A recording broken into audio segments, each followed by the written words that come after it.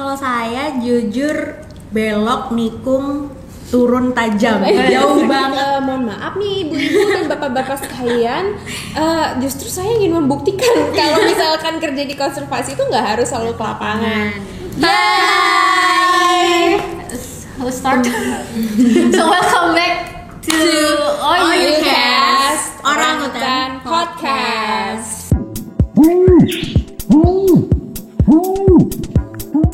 Orangutan Podcast itu apa nih?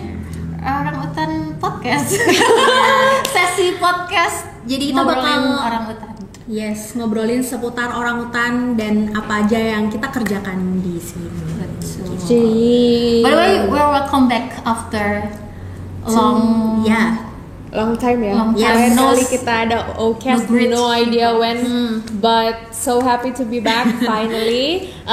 Tapi sebelum kita maju dan ngobrol-ngobrol nih kayaknya tak kenal maka tak sayang gitu betul kali ya. banget. Mungkin dari sebelah sini bisa memperkenalkan diri dulu. Oke, thank you Kania. Hai teman-teman yang ada di sana. Jadi nama aku Bunga, bukan Sebut nama saja samaran Bunga. ya. So, aku di sini as a content writer dan website administrator. Yeay, halo Bunga. Terus selanjutnya boleh dong next sebelah aku siapa nih? Oke, hi everyone. Namanya Antonia, biasa dipanggil Mia. Di sini dia bekerja sebagai fundraising and engagement coordinator. Hint, masuk ke Boss Foundation itu kalau misalkan udah punya anak nih, anak TK besar seperti itu. Lumayan ya, Wak. Lumayan. Silahkan. Selanjutnya Anak saya berumur namanya dulu dong. Tolong ya. nama Lalita, as a content creative and design coordinator. Anaknya umur 7 tahun. Oke, berarti udah baik ya, itu lumayan satu lama ya, banget, kelas iya. 1. Itu kalau misalkan di sekolah hutan itu kira-kira kalau di sekolah hutan kira-kira dia udah lulus Udah belum ya? mau masuk pulau Udah berarti mau ya, masuk udah pulau 7 ya? tahun. Oke, lumayan ya. Setaimuran lah ya. Yes. Setaimur, baik, sebumi taimur. Semua time. BTW ini kan kalian tadi udah nyebutin content writer, Posisinya. iya, terus apa event engagement. Yes. Terus kalian Kreatif. pertama kali dengar konservasi, kerja di konservasi itu apa sih yang ada di pikiran kalian? Yang pasti pertama ini dunianya orang-orang saintek ya. Sains nggak sih? Yes, sangat sains sekali. Mungkin yang common dengan konservasi anak-anak kehutanan, anak-anak biologi, Anak gitu. teknik mungkin kalau di Ya, Priwin teknik nggak sih? Kayak teknik lingkungan mungkin gitu-gitu. Ya. Itu hal yang common banget. Dan pemikir pertama tuh kayak apakah gue harus jadi anak IPA ya untuk kerja di konservasi, karena jujur dulu tuh kayak pengen banget kerja di either di NGO lingkungan atau misalkan kayak di NGO sosial pikiran gak sih? sosial men sih kepikiran sebelumnya gitu kan. Tapi dulu tuh inget banget kayak kalau ngelihat yang di Nat Geo, which is the documenting conservation tuh kayak gue mau jadi di situ tuh harus ngapain dulu sih gitu. Yes. Gue harus kuliah apa sih, dan jujur kuliah gue tuh bukan sama sekali guys. Jadi terus tiba-tiba bisa ini nyemplung ke sini, jadi kayak wow sekali. Pertama boleh tahu nggak kuliahnya Kania dulu apa? Tebak dong, muka-muka kayak gini kira-kira kuliahnya apa? Ekonomi. Di sini udah ya kan, basic cuan duit ekonomi. Enggak guys, anak politik ini, jadi kuliahnya dulu hubungan internasional. Emang lu dulu kuliahnya apa? Kalau saya jujur belok nikung turun tajam, jauh banget dari yang namanya konservasi. Aku dulu di sastra, justru. Tapi masih masuk lah ya, maksudnya konten nulis kan berarti. Kalau Lita? Terjun bebas gak ya? Terjun bebas. Aku di desain. Di desain, masih di kreatif Betul. gitu ya. Masih masuk lah, maksudnya ini masih masuk gitu. Ini yang di tengah ini sangat cocok lagi gitu. Bisa. Kayak oh my Dari god, politik gimana ini ceritanya? ke fundraising ya. Kayak mana Tapi lah? dulu SMA-nya apa? IPS lah. Oh IPS. Kalau aku bahasa Oh dulu. IPA. Oh terus lu main celok. Iya. Tapi sebenarnya aku masuk ke teknik kan. Sebenarnya desain itu kuliah aku maksudnya ke teknik informatika. Jadi justru masih teknik ya. Iya, jadi masih ada kalkulusan IPA. Cuma ya tetap terjun di bebas konservasi. Lumayan lah ya. Tapi lu nemu kerjaan ini di mana, Kak? Aku dulu follow Instagramnya Bos. Berarti udah ngikutin dari sebelum kerja. Iya. Jadi udah ada hardcore orangutan warrior banget ya, ini gila respect sekali. Tapi dulu kayak masih bodoh amat gitu kayak. Okay. Oh lucu, masih yang lucu. Oke. Sekedar tahu kalau orangutan itu lucu. Iya. Apalagi kalau di postnya lagi di foto-foto. Iya. Baby itu kan masih yang lucu. Iya, gemes banget Yes. gitu ngeliatnya, sebatas gitu. Kalau aku sendiri sih dulu jujur tidak pernah bersinggungan sama sekali dengan ala konservasi orangutan, itu nihil banget soal itu. Jadi benar-benar belajar lagi.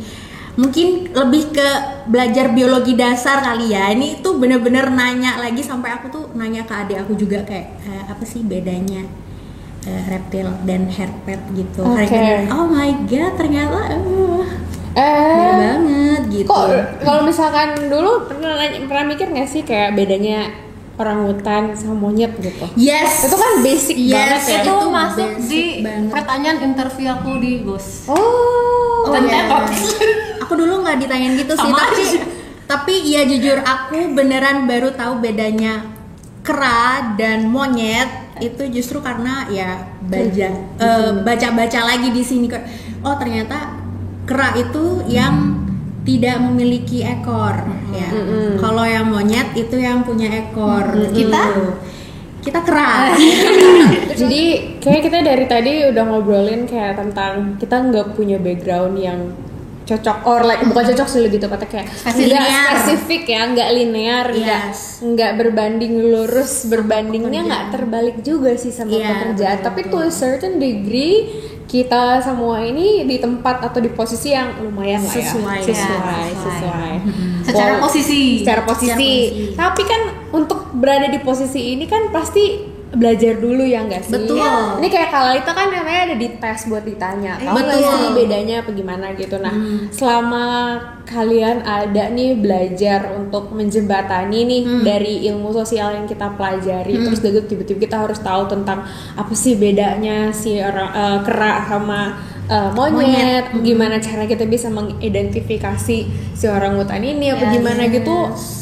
Kayak ada perasaan ini nggak sih kayak aduh beban. Kayaknya ya beban nggak sih?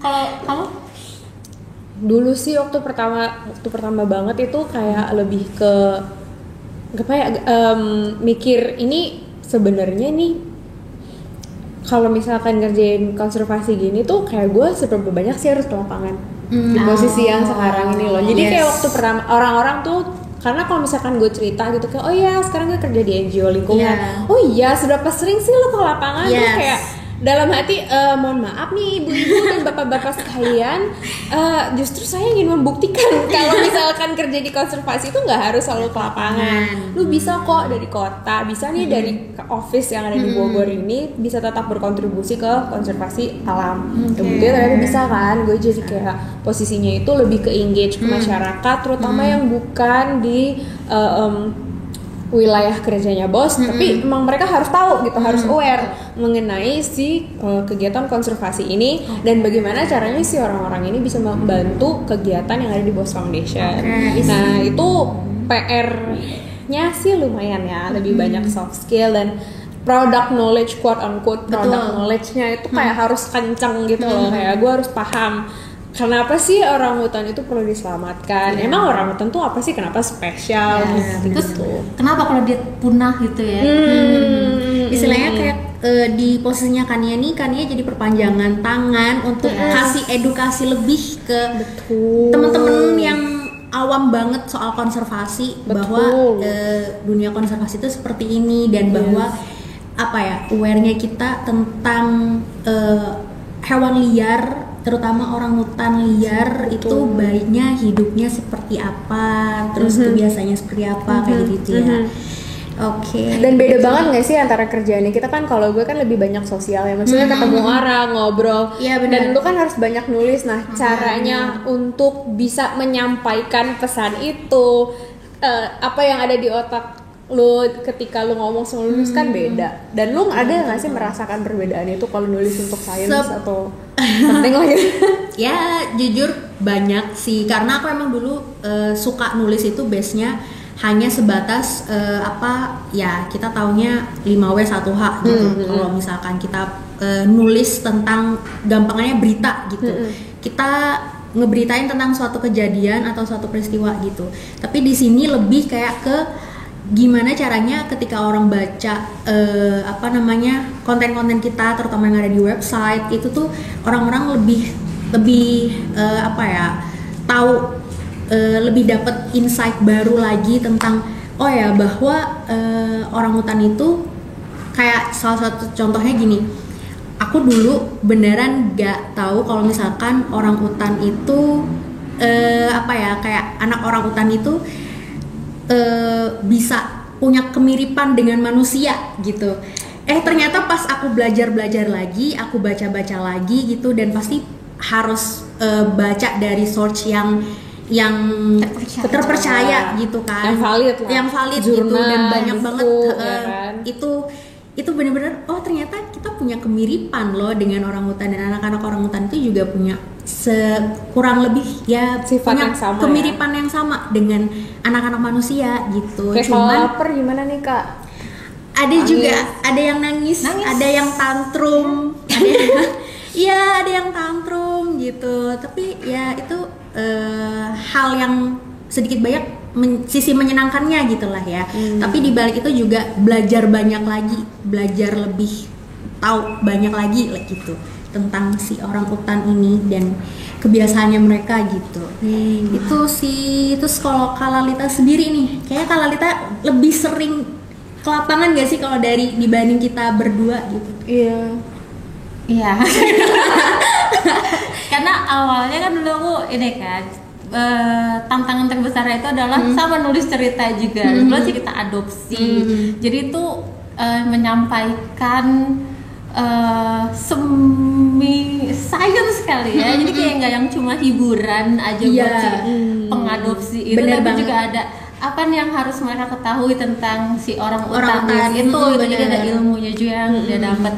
Nah itu kan otomatis aku juga harus belajar. Bener banget. Jadi kayak oh iya ya, anak orangutan gini ya. Oh iya dia sama ibunya begini, sama kayak kita ya. Oh ibunya ternyata gini. Jadi kayak nulis tuh sama yang oh iya.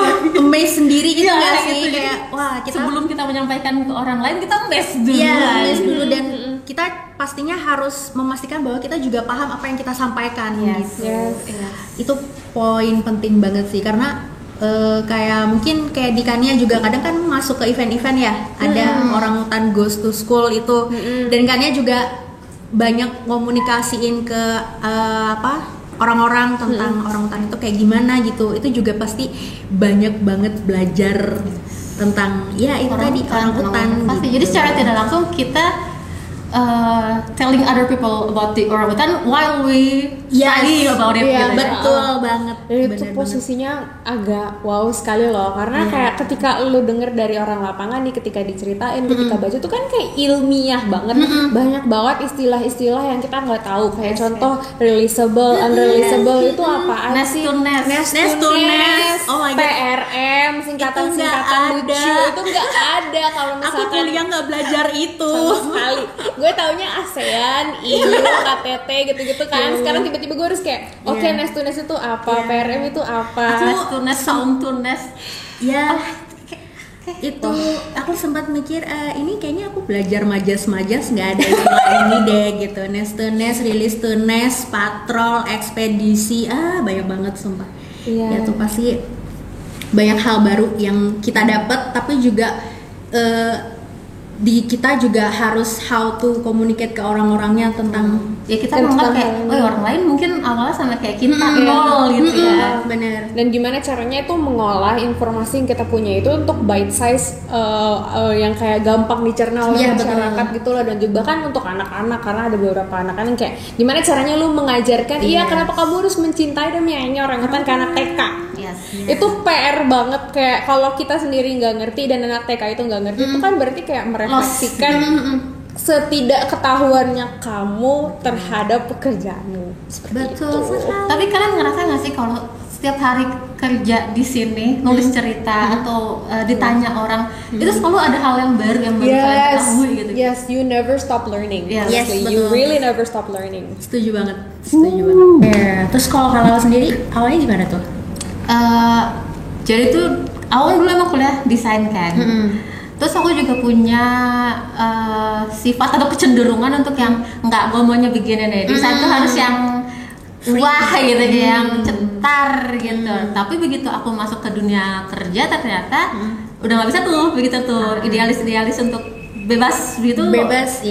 Jadi kayak penulisan, warna, komposisi juga setiap institusi kan pasti punya ini ya peraturannya masing-masing gitu, brandingnya masing-masing.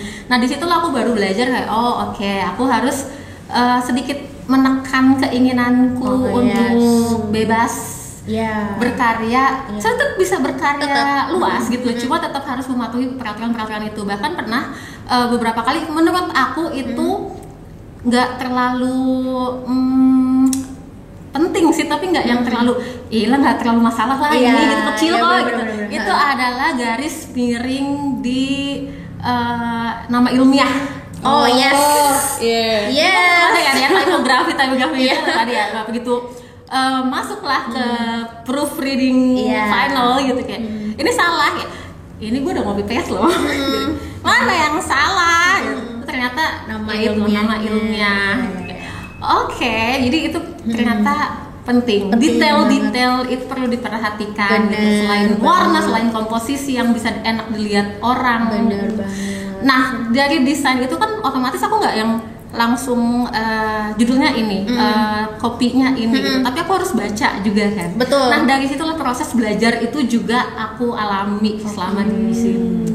Sebenarnya proses kreatif itu juga secara nggak langsung proses belajar juga Dan di sini juga kita belajar kreatif tapi in discipline way gitu karena ada itu tadi aturan-aturan tertentu. Itu sebenarnya sama juga sih kalau misalkan nulis penulisan.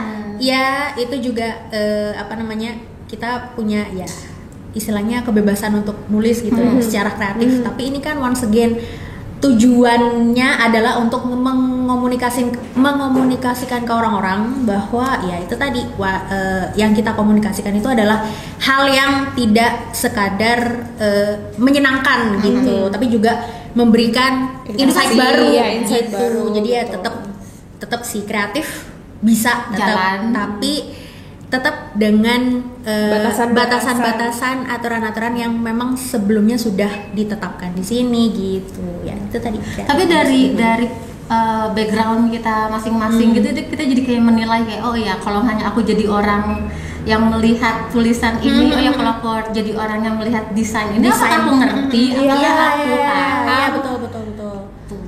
Iya benar-benar itu kayak cocok nggak sih, jadi kayak justru dengan memiliki background yang mungkin sedikit berbeda tapi itu jadi kayak punya insight baru gitu loh. Jadi maksudnya tuh seperti ini tapi di kami sebagai orang yang tidak mempelajari itu kayak nggak masuk. Jadi gimana ya caranya kita bisa kita meng-adjust supaya supaya orang-orang seperti aku ini bisa paham itu seperti apa, tapi juga tidak menimbulkan kayak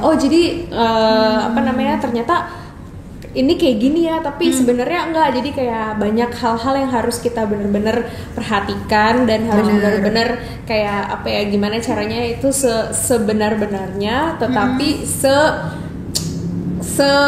gimana caranya supaya itu tuh malah membangun kayak ini hewan yang emang bagian dari hidupku, memang harus diselamatkan dan dijaga, dan dengan menyelamatkan dia juga aku menyelamatkan diri sendiri. Itu memang sangat sulit sih untuk memantik semacam apa namanya keinginan, that desire to protect, that desire to understand, kecuali ada emang yang benar-benar megangin tangan terus kayak ayo bareng nih ngajarin. Megangin tangan juga belum tentu meningkatkan keinginan. Benar.